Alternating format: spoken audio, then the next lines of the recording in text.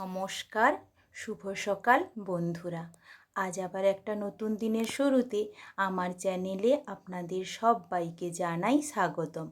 আশা করছি আপনারা খুব ভালো আছেন এবং সুস্থ আছেন, আর আমিও খুব ভালো আছি। এখন ঘড়িতে 8টা বাজে। আমি দেখো সকালে উঠে চান করে জামা কাপড়গুলো ছাদে মেলে দিয়ে ঠাকুরের কাছে ফুল দিয়ে দিলাম। দিয়ে এই যে দেখো বাসে উঠে পড়েছি, কারণ আজকে আমাদের এক জায়গায় যাওয়ার কথা আছে। সকালে আমি চান করে রান্না বসিয়ে দিয়েছিলাম, মাছের ঝোল আর ভাত খেয়েছিলাম। খেয়ে দিয়ে আমরা যাচ্ছি এখন হলদিয়াতে হচ্ছে আমার মেজো বোনের বাড়ি। আর আর হচ্ছে আমার বাবা ওইখানে একটা ছোট্ট ঘর কিনেছে, তার আজ মানে গৃহপ্রবেশ। আজ নয়, কাল আছে। আর আমরা বাসে যাচ্ছি। গিয়ে যখন ওইখানে পৌঁছেই তখন ওই 3টে মতো বাজে। ওই বোনের বাড়িতে গিয়েছিলাম, গিয়ে তারপর ওইখানে ছাদে গিয়ে দেখলাম যে ওই গলির পাশ দিয়ে নবমী, মানে ওটা ছিল নবমীর দিন, বাজনা বাজিয়ে কুমারী ঠাকুর নিয়ে যাচ্ছিল। দেখতে এত ভালো লাগছিল যে কি বলবো। এত সুন্দর ওই ব্যান্ড পার্টির লোকেরা বাজাচ্ছিল যে সবাই মিলে ছাদে গিয়ে দেখতে লাগলাম। এত সুন্দর লাগছিল, কিন্তু কুমারী ঠাকুর ভালো মতো দেখা যাচ্ছিল না, তাও খুবই ভালো লাগছিল। আমার দুটো ছেলে মেয়ে আর আমার বোনের মেয়ে, ওই 3জন মিলে আবার ওরা নিচে নেমে গেল, নিয়ে গিয়ে ওখান থেকে আবার বাতাসা নিল ঠাকুরের কাছ থেকে। তারপর দেখো একেবারে সন্ধেবেলা চলে এলাম, সবাই বেরিয়ে পড়েছিলাম একটুক্ষণ ঠাকুর দেখার জন্য। ওই 10-12টা মতো ঠাকুর দেখলাম, দেখে আবার বাড়ি আসি যখন, তখন ওই 10:30 11টা মতো বাজে। কারণ সকালে ওই ঠাকুরমশাই বলে দিয়েছিল যে উনি ভোর 6টার মধ্যে পুজো করতে আসবেন।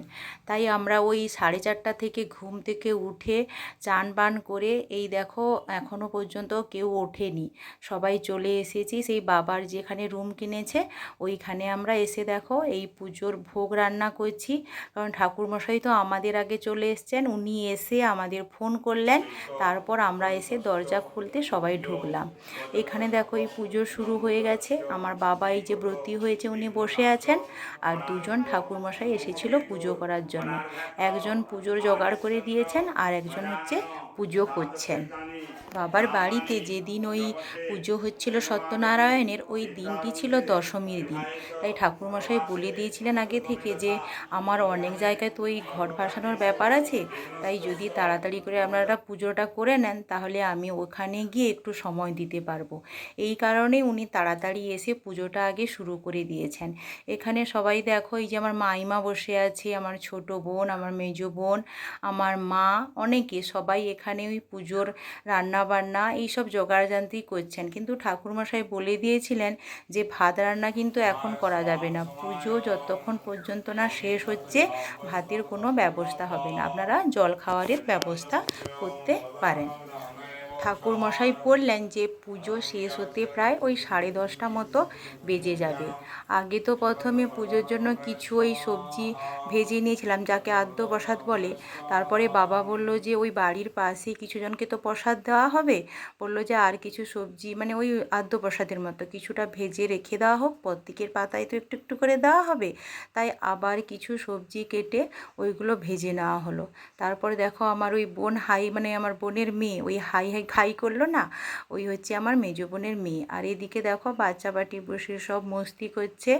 আর ঠাকুরমশাই তো হোম শুরু করে দিয়েছেন, উনি বললেন যে আমার হোম প্রায় ওই 1 ঘন্টা মতো চলবে।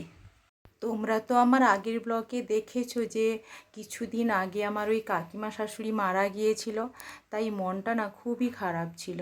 ওই বলতে পারো সপ্তমীর দিন ওনার হচ্ছে শ্রাদ্ধ অনুষ্ঠানের কাজ শেষ হয়েছে, আর অষ্টমীর দিন আমরা ওই বাড়ির পাশে একটু জায়গায় ঠাকুর দেখতে বেরিয়েছিলাম।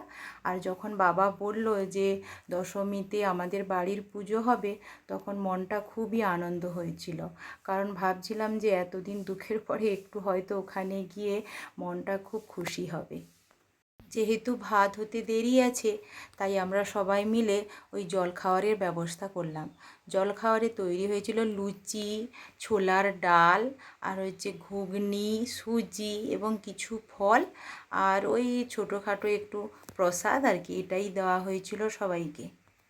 ওই দিন বাইরে কিন্তু ভীষণ বৃষ্টি হচ্ছিল, তাই সবাই বলছিল দেবীমা হয়তো তার বাবার বাড়ি ছেড়ে শ্বশুর বাড়ি যেতে চাইছে না, তাই হয়তো উনি অযোধ্যায় কেঁদে যাচ্ছেন। যাই হোক, বাবার বাড়ির পুজোটা কেমন হলো তোমরা অবশ্যই কমেন্ট করে জানিও। আর যদি ভিডিওটি ভালো লাগে অবশ্যই একটি লাইক করো আর চ্যানেলটিকে সাবস্ক্রাইব করে পাশে থেকো। দেখা হবে আবার একটি নতুন ব্লগে।